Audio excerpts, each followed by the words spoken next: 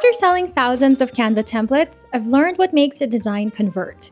And in this video, I'll walk you through my exact creative process to help you create templates that are both aesthetic and profitable. So before I even open Canva, I always validate the product idea first. I could spend hours perfecting every little detail of a template, but if there's no demand for it, it won't sell no matter how good it looks. My old method was to browse Etsy and look at what types of digital products were doing well. If I saw a shop consistently selling a certain type of product, I'd take that as a good sign. But honestly, that approach is mostly guesswork. Now, I take it a step further and validate my product ideas with actual data using PROFITTREE's product research tool. For example, let's say I'm thinking of creating Instagram templates for social media managers. I'll plug that into PROFITTREE's product finder and look at key insights, like the niche score, which tells me how difficult it is to succeed in this niche. The higher the score, the better. In this case, it gave me a perfect 100. I also checked the average monthly revenue, which is around $12,000, plus the top product's monthly revenue and sales volume, all of which confirm that this is a solid product idea. From there, I'll dive into the top listings to study what's working, what kind of designs are performing well, how many templates are included, what keywords are they using, are they running ads, what category is it listed under. All of that helps me make a strategic decision before I even start designing. Now I can create a design based on what I know actually works in this niche. I'm taking all the insights I get and applying them to my own product, so I'm not just guessing. I'm giving it the best shot at success by following what's already working for other top sellers. If you want to give PROFITTREE a try, now's the perfect time. They're running a limited time offer where you can get lifetime access for just $67. No monthly fees, no subscriptions, just a one-time payment. It's usually $360 per year, so this is seriously a steal. Make sure to grab it before the deal expires. I'll leave the link in my description box. Quick disclaimer, design is totally subjective and a lot of my creative process is honestly intuitive. What works for one person might not work for another. That's why it took me way too long to finish this video. Trying to explain something that usually just happens in my brain was harder than I thought, but I did my best to break it down, so I hope it makes sense and gives you some inspiration. Let's get into it.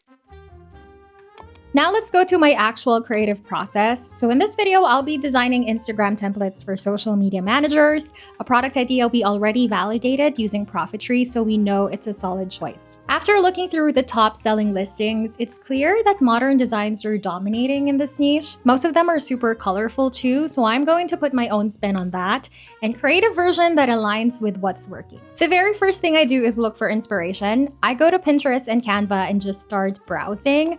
I'm not designing yet, I'm simply soaking things in.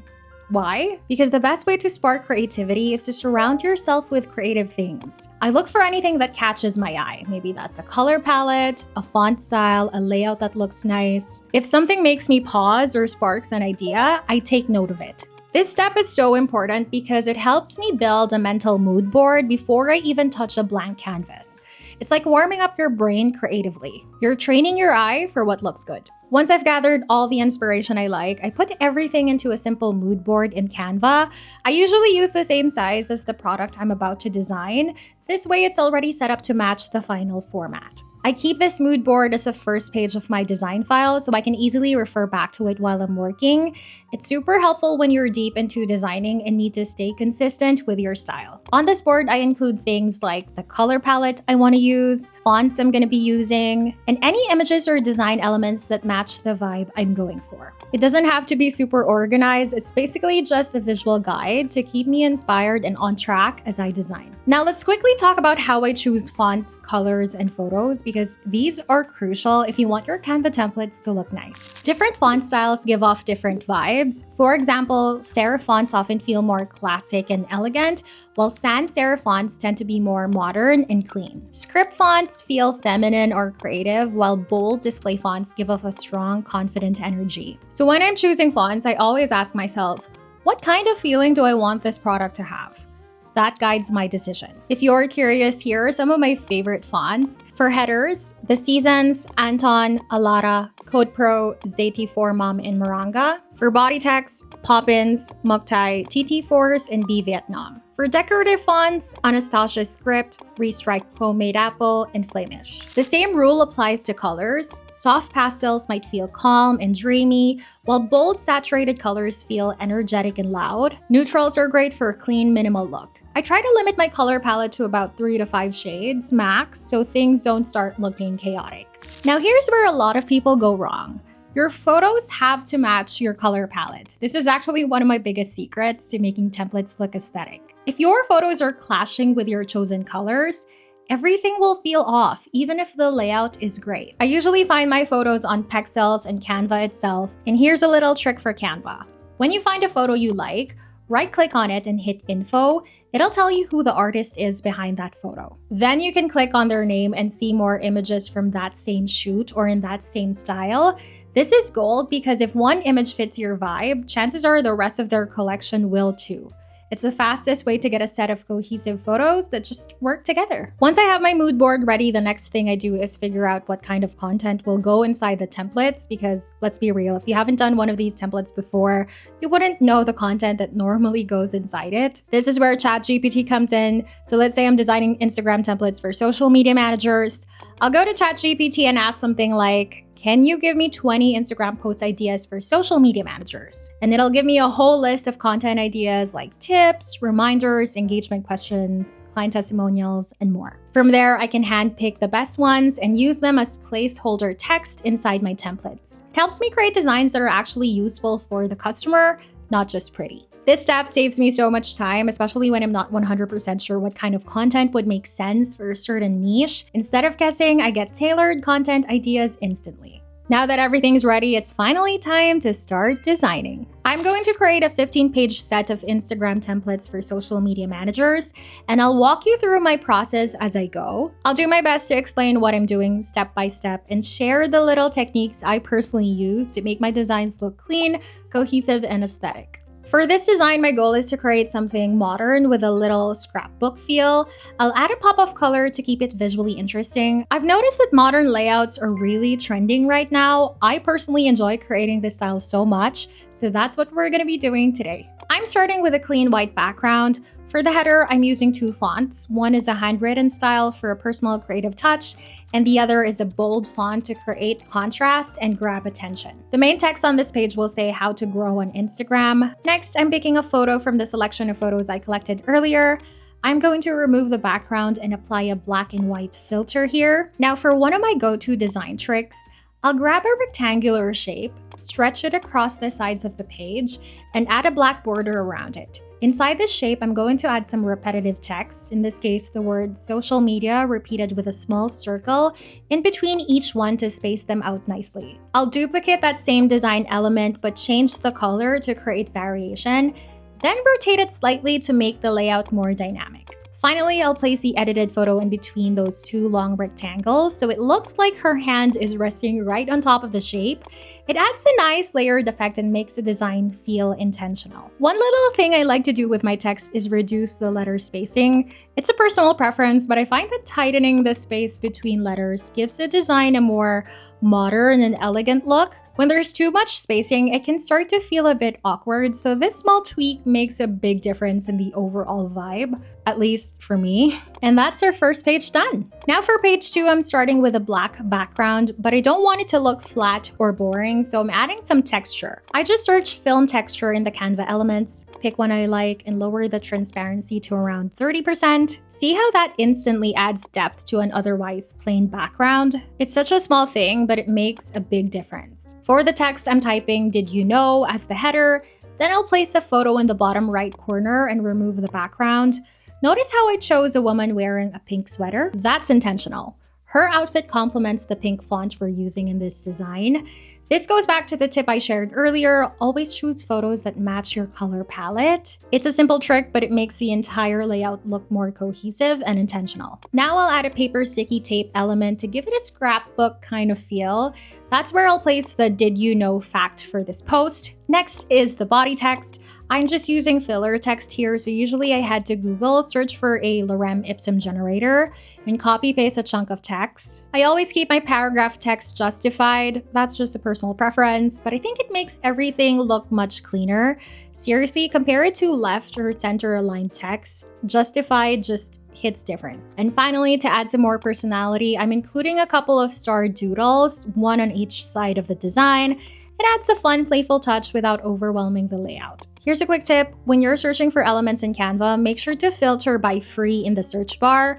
I personally like to keep all of my templates 100% free to use so that my clients don't need a pro account to edit them. It's also a smart move for marketing because now I can confidently promote the templates as something you can fully customize and download using just a free Canva account.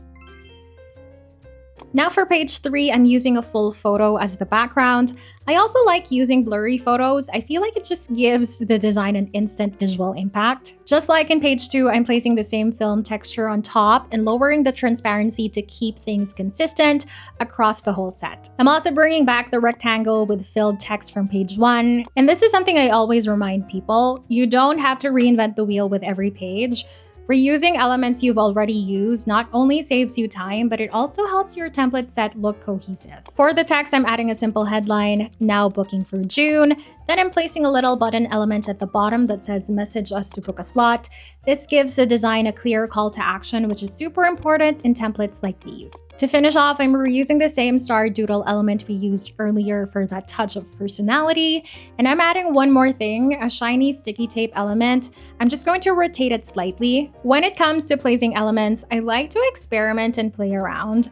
I'll move things to different spots, left, right, center, until something just feels right to my eyes. That's honestly how I build most of my layouts. It's more about feeling than following strict rules. And that's it for page 3. For this page, we're going back to a white background. This page is going to be for services offered.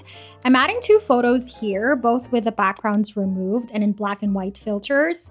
I'll place the larger one on the left side and the smaller one on the right side since that girl in that photo is sitting. It visually balances out the layout. Next, I'm bringing back the rectangle design we've been using throughout the set for consistency. I'm also adding a call to action using a sticky tape element that says message us to book a slot. Repeating the CTA helps reinforce the purpose of the post. Now for the actual services, I'm listing out each service name on the left and the price on the right. Aligning them this way keeps the layout super clean. Then I'm adding a dotted line underneath each one to separate them visually. To speed things up, I just hit Command+D to duplicate the lines and texts a few times. Here's a quick design trick I always use. After placing all the text and lines, I select everything and click Tidy Up. This feature in Canva automatically spaces and aligns everything evenly. It's such a simple step, but it makes your layout look polished and professional. Always use it. Now for page 5, I'm switching back to a black background. You'll notice I'm just alternating between black and white throughout the set. It's a simple way to make design decisions faster and still keep things visually balanced. As always, I'm layering the same film texture on top to add depth and keep the aesthetic consistent. This one's going to be a client review post. I'm adding a Polaroid frame to give it a bit more character and style. I'll also use the same design elements we've been using so far. For the testimonial text, I'll drop in some body text, and for the client's name, I'll use the cursive font we've been using in earlier pages. Then at the bottom of the page, I'll add a business name and website for extra detail and to give the design a nice finished look. And that's it for page 5. But before I move on, here's a quick tip. While designing, don't forget about the client's experience. You're usually creating templates for people who may not have much design knowledge or even experience with Canva. So yes, make your templates look beautiful, but also make them easy to use. I know I could add more complex design elements to make all of this look extra fancy, but I choose not to because I'm thinking of the end user. If they struggle to edit the template because it's too complicated, it hurts their experience and your potential store review. So always strike a balance between aesthetic and ease of use. Now I'm going to fast forward through the rest of the pages. You'll notice I'm just repeating the same design styles and elements I used earlier. This is how everything starts to come together and look cohesive as a full set. Reusing fonts, shapes, textures, and layouts not only saves you time, but also gives your templates that polished, professional feel.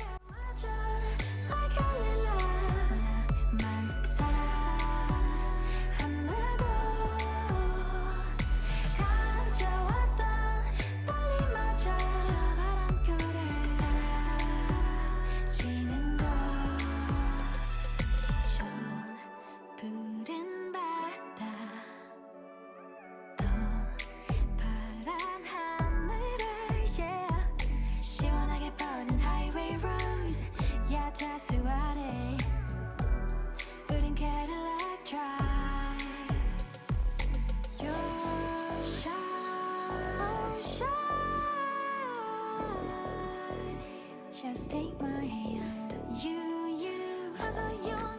And just like that, we're done with this set. What do you guys think of the final result? Do we love it? By the way, this entire template set I created is included in the vault, my exclusive collection of 1,000 done-for-you digital products that I personally designed. If you're looking for high-quality digital products to sell or customize, the vault is the ultimate shortcut. Grab the free Canva templates linked in my description box and you'll be automatically added to the email list for exclusive updates about the vault. The official launch is coming soon, so keep an eye out, you won't want to miss it. Oh, and don't forget to give PROFITTREE a try if you want to make sure the products you're creating are actually in demand. This is such a great way to validate them before you invest too much time. I'll leave the link in the description box. Right now, they're offering lifetime access for just $67, which is a steal, especially since it normally goes for $360 per year. Definitely grab it while the deal is still up. Thank you so much for hanging out with me today, you guys. If you haven't subscribed yet, please do. It really, really helps my channel. And I'll see you in the next video. Bye!